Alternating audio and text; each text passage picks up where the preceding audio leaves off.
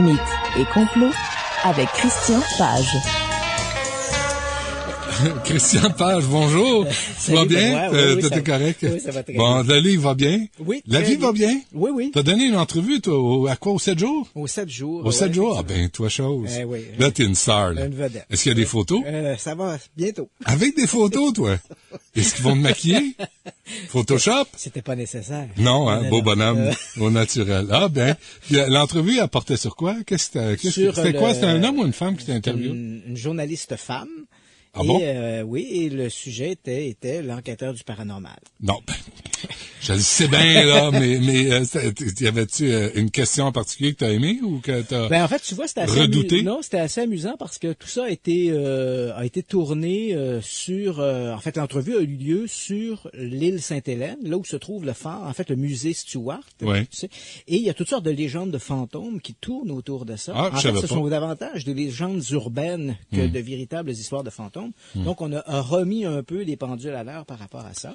Et OK. puis, bon, ben, j'ai parlé de ma propre expérience comme enquêteur et effectivement de cette volonté d'essayer de séparer les légendes urbaines des faits vérifiés. OK, dis-moi la vérité. Lui as-tu montré ton chupacabra? OK, c'est correct. Bon, as-tu une conférence bientôt? Ça va être seulement en novembre. Ah. Donc, octobre, j'ai sauté ça. Donc, ça va aller Septembre? en novembre. Hein? Septembre? En septembre, ça a été terminé. Ah, elle est Ça a faite été- en oui, ça a été septembre. fait en septembre. OK, Sur en les octobre, ça te tente pas? Octobre, Là, tu malheureusement. pars, t'es snowbird, tu pars dans Oui, le c'est vrai. Floride? T'en vas dans le sud?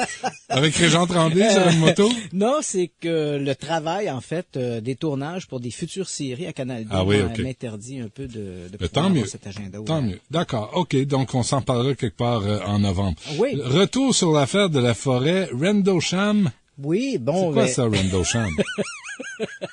Donc, Lui as-tu montré ton chupacabra? non, pas du tout. D'accord. Donc, l'affaire de Rendlesham, tu sais, c'est un... Il est méchant, ton chupacabra.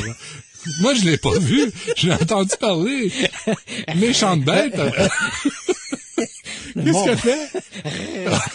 Coudonc. Donc, voilà, l'affaire de Rendlesham, tu sais que c'est un des grands classiques de l'histoire des ovnis. Ah, Non. Non. Aucune idée. Ben, oui, parce qu'on en a déjà parlé. Ben, ici je m'en à souviens l'émission. pas. Donc, voilà, je vais faire un peu un retour là-dessus. T'en Tu vas prie. comprendre pourquoi on reparle de ça aujourd'hui. OK. L'affaire se passe, en fait, sur 2 nuits consécutives, fin décembre 1980, en fait, dans la nuit du 26 au 27 décembre et du 27 au 28 décembre. Ça se passe sur une base militaire, la base militaire de Bentwaters.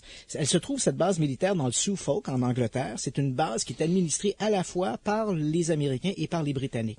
Au moment où on se parle, au moment où les événements vont se produire, donc c'est l'occupation américaine, c'est du côté des Américains, parce que la base s'appelle Bentwater Woodbridge. Je m'en souviens. Voilà. Et du côté des Américains, donc la première soirée, il y a des militaires qui sont de garnison ce soir-là et on observe au-dessus de... Parce que entre les deux grandes installations militaires se trouve une forêt qu'on appelle la forêt de Rendlesham. Donc ce soir-là, soirée du 27 au 28, il y a une... 26 au 27, pardon, il y a l'observation de lumière au-dessus de la forêt. Donc des plantons qui sont là observent, informent leurs supérieurs, finalement ils reçoivent l'ordre d'aller enquêter et ils s'en vont dans cette forêt, ils vont observer des phénomènes lumineux. Je fais une histoire assez rapide. Certains vont même raconter qu'ils ont observé au sol un engin qui reposait sur des sortes de béquilles. Le lendemain, un rapport de ça est fait. Ça va remonter jusqu'au commandant de la base, le lieutenant-colonel Charles Halt. Et ce second soir, de nouvelles lumières vont être observées au-dessus de la forêt de Rendlesham. Halt va décider avec ses hommes de se rendre sur place. Ils vont déplacer des équipements avec eux, notamment des groupes électrogènes, qui vont rapidement tomber en panne.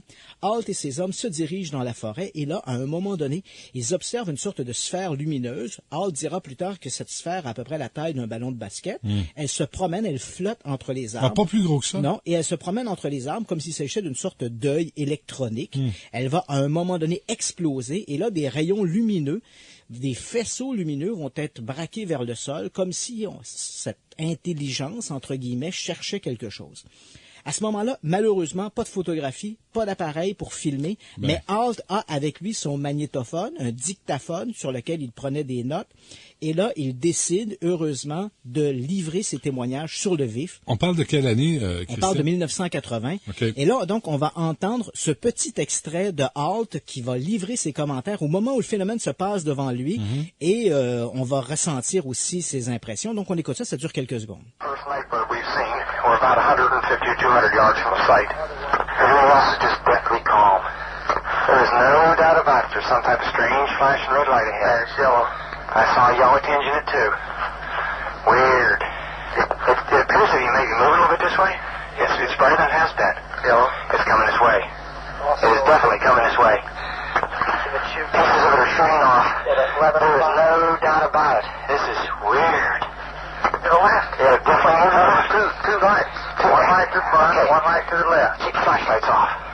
There's something very, very strange. Get the headset on, see if it gets any stronger. Okay. Give us your rundown. Notation that this is on a beta reading, too. It's on a beta reading? Beta okay. Still has been removed. Okay. Pieces are falling off it again. But it just moved to the right. Yeah. Off to the right. Strange. Oh, wait, what are you doing left? Let's approach to the edge of the woods up there. Can you undo without lights? Let's do it carefully. Étrange, bizarre, ça bouge vers la droite. Donc, et tout ça, ce sont pas ce sont des hommes, des militaires qui sont aguerris, qui se trouvent sur place, et donc on a leurs enregistrements. Et pourquoi on reparle de ça aujourd'hui? Parce que l'événement, comme je te l'ai mentionné, se passe en 1980. À l'époque, Halt, dès janvier 81, donc à peu près 2 semaines après les événements, Halt a adressé un long mémorandum aux autorités pour décrire les événements. Et puis, tout ça est tombé un peu entre deux chaises. Halt n'a pas eu à suivre, il n'a pas été impliqué dans une investigation subséquente. Et curieusement, il y a à peu près 1 an, lorsque le gouvernement britannique, parce qu'il y avait eu enquête à la fois du côté des Américains et du côté des Britanniques, et curieusement, l'an dernier, lorsque le gouvernement britannique a ouvert ses archives, notamment pour cette période des années 80, on retrouve à peu près aucun document concernant l'affaire de Rendlesham Forest. Évidemment, c'est très étrange, on se demande où sont passés ces documents, et d'autant plus que l'enquête avait été demandée par le directeur même, le commandant de la base. Alors, pourquoi on reparle de ça? Parce que samedi dernier, donc 22 septembre, se tenait à Las Vegas, au Smithsonian Museum of Atomic Testing Museum de Las Vegas. Voilà. Ouais. Et se tenait donc une soirée consacrée aux ovnis qui avait pour thème les ovnis militaires, la levée du secret. Et là, devant 200 personnes réunies, il y avait un groupe de panélistes qui étaient venus invités à parler de leurs expériences avec les ovnis. La plupart d'entre eux étaient d'anciens militaires qui, pour la première fois, parlaient d'observations d'ovnis qu'ils avaient, avaient vécues durant leur mission militaire, parfois donc durant la guerre du Vietnam ou de Corée. Et évidemment, la grande vedette était Charles Halt. Bon, Charles Halt s'était déjà exprimé sur cette histoire d'OVNI à la forêt de Rendlesham. Il avait toujours été excessivement discret, mais là, voilà que le retraité Charles Halt, maintenant, on dirait que la retraite lui a fait tomber ses réserves d'antan.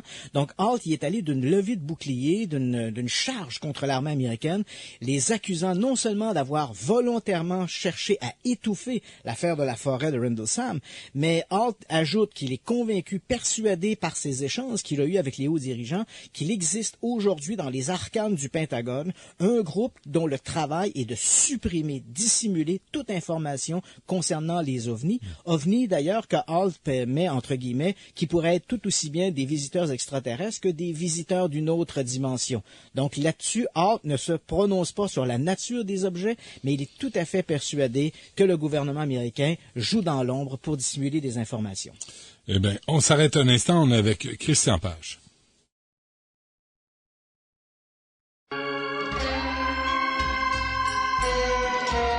Mythes et complots avec Christian Page. Bon, Christian Page, c'est correct pour la forêt Rendlesham? Ben oui, la forêt de Rendlesham. Oui, c'est on sentait l'angoisse dans la voix du monsieur. Oui, c'est effectivement. La boule lumineuse qui flotte, là. Oui, et il y a, à ce moment-là aussi, il y a des empreintes qui avaient été laissées par l'objet observé la veille. Je sais que des moulages ont été faits de ça. Moulages qui ont apparemment disparu dans les archives du Pentagone. Et parlant d'archives, écoute, tu sais qu'il y a souvent des nouvelles comme ça que j'apprends, mais j'attends tout le temps le bon moment pour en parler. Et Et puisque le colonel Hart nous a ouvert la porte sur la publication des archives, la volonté de simuler de l'information, tu sais que 2012, c'est le 65e anniversaire de l'ère moderne des ovnis. Donc, plusieurs trucs se sont faits cette année-là, cette année. Et en particulier, la NSA, la National Security Agency, hein, qui a longtemps été baptisée le No Such Agency, parce que, bon, le gouvernement américain disait que cette organisation-là n'existait pas. Ben, elle a décidé de rendre public ces dossiers sur les ovnis, donc de les publier dans un immense pavé que je t'ai amené Celui-là? ici. Oh, wow. Donc, un pavé de plus de 500 pages. Et, oui. C'est une brique. Et tu peux le feuilleter. Et Ben là, c'est quoi ces messages-là? C'est des pages.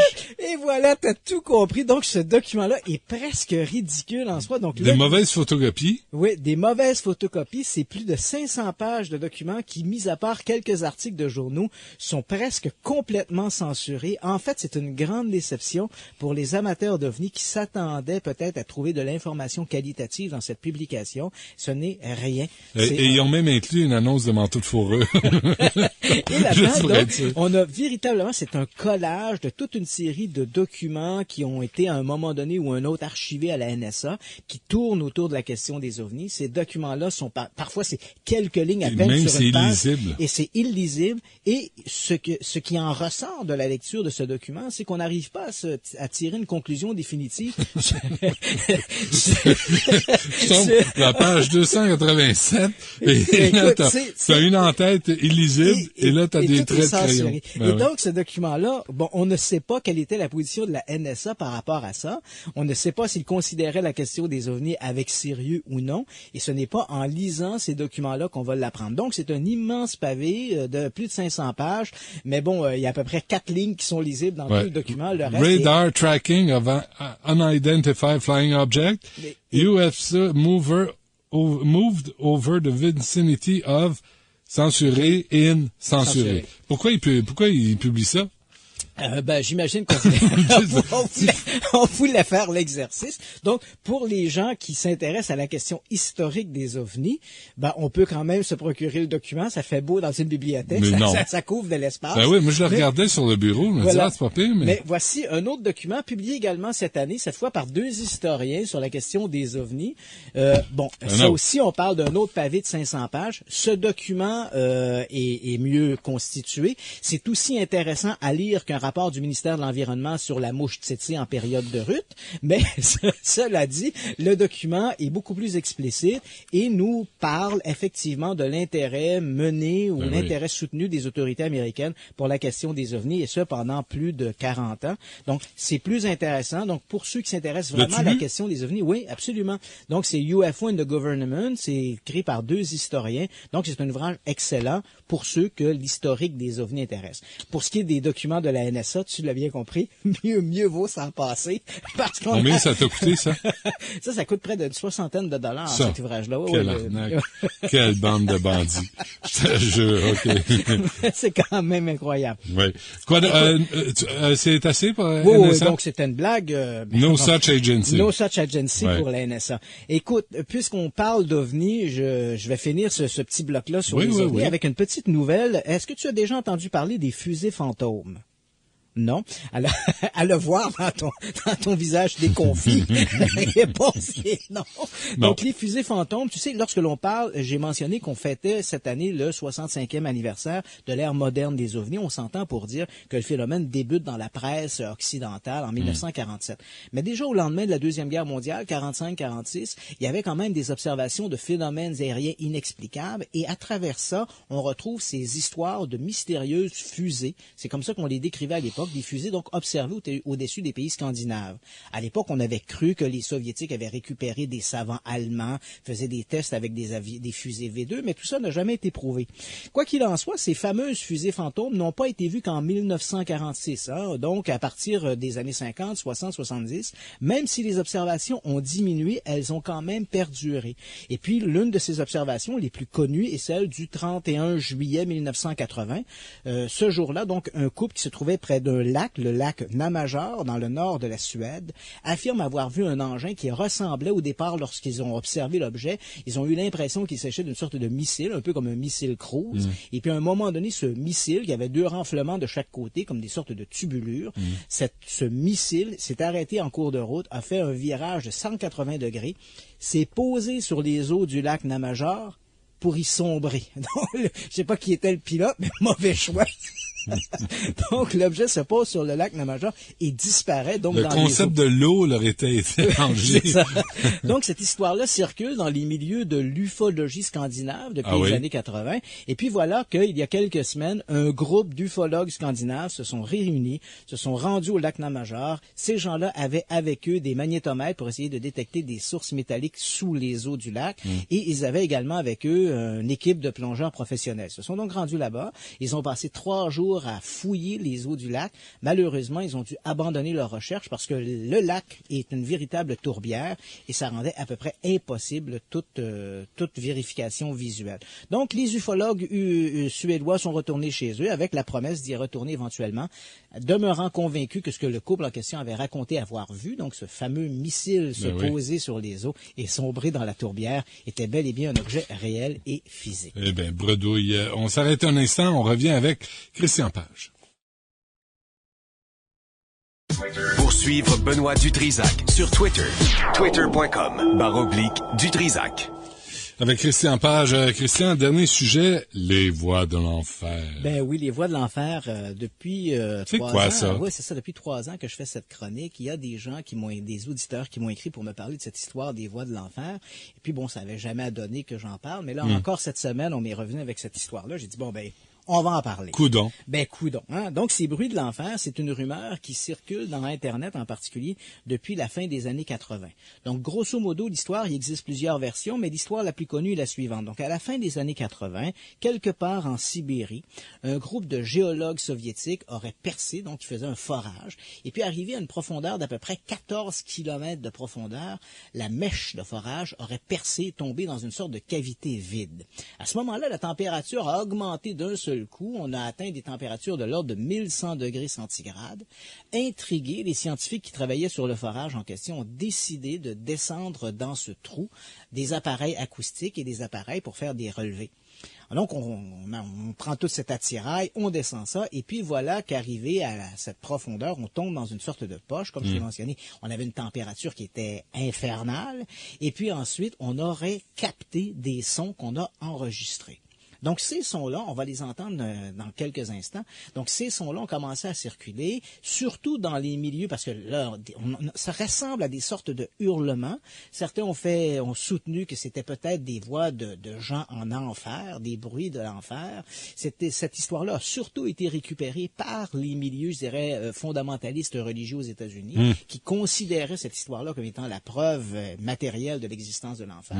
Mais ça restait excessivement marginal. Et puis, voilà qu'au milieu des années 2000, donc c'était une histoire qui avait, comme on dit, low profile. Et puis voilà qu'au milieu des années 2000, Art Bell est un animateur américain qui a longtemps animé une radio qui s'appelle Coast to Coast, une émission de nuit qui est consacrée aux phénomènes mystérieux et étranges. Et voilà qu'en 2006, Art Bell décide de présenter un extrait de ces fameuses voix de l'enfer qui, pour la plupart des internautes, étaient inconnues. Alors, on va entendre cet extrait de Art Bell qui nous présente les voix de l'enfer. Est-ce que je vais avoir peur, là? Oui. D'ailleurs, il nous le dit, hein. Okay. On va même entendre sa mise en garde pour l'occasion. Alors, on écoute Art Bell qui nous présente les voix de l'enfer. I warn you, what you are about to hear is very disturbing indeed.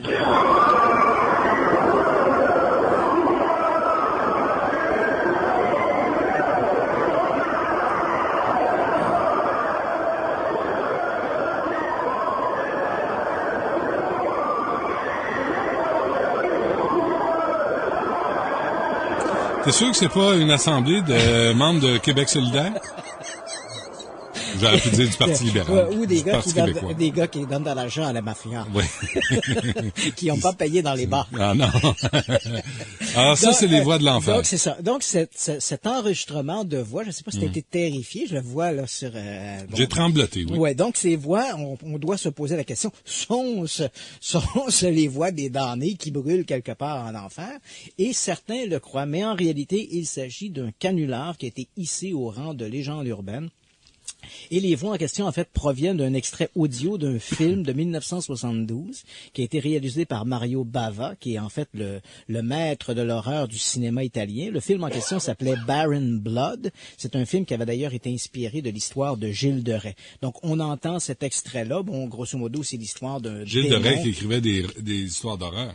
Non, Gilles Non? de Rais était un maréchal français qui a été compagnon de Jeanne d'Arc et qu'on suspecte d'avoir assassiné des centaines d'enfants dans le cadre de rituels sataniques. Il y a un autre Rais qui a écrit des histoires d'horreur. En tout cas, bref.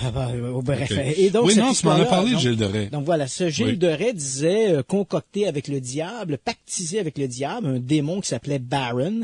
Et c'est donc en s'inspirant de l'histoire de ce démon Baron que Mario Bava a fait son film qui s'appelle Baron Blood. Hein, donc Baron. Donc c'est les voix qu'on entend, ces fameuses voix de l'enfer, sont un extrait audio qui proviennent de ce film et n'ont rien à voir avec les voix de l'enfer telles qu'on peut l'imaginer. Toutefois, précisons, il y a un toutefois, cette histoire disons de forage qui nous a emmenés jusqu'en enfer n'est peut-être pas tout à fait que de la fiction. Hein. L'histoire pourrait avoir été inspirée du fait qu'en 1989, c'est vrai que des scientifiques russes ont fait un puits très profond, en fait à 8000 de profondeur, donc tu t'imagines, c'est quand même très profond. Et ça, ce puits-là a été creusé à la frontière de la Norvège et de la Finlande sur la péninsule de Kola. À ce moment-là, les scientifiques soviétiques avaient rapporté des événements d'ordre géologique un peu curieux, mais évidemment rien qui ressemble à l'enfer. Eh ben, tu nous fais des peurs pour rien. Merci Christian Page, merci à Larry, à Alexandra et merci à François. Merci à vous d'avoir été là. On refait ça demain dès midi. Au revoir.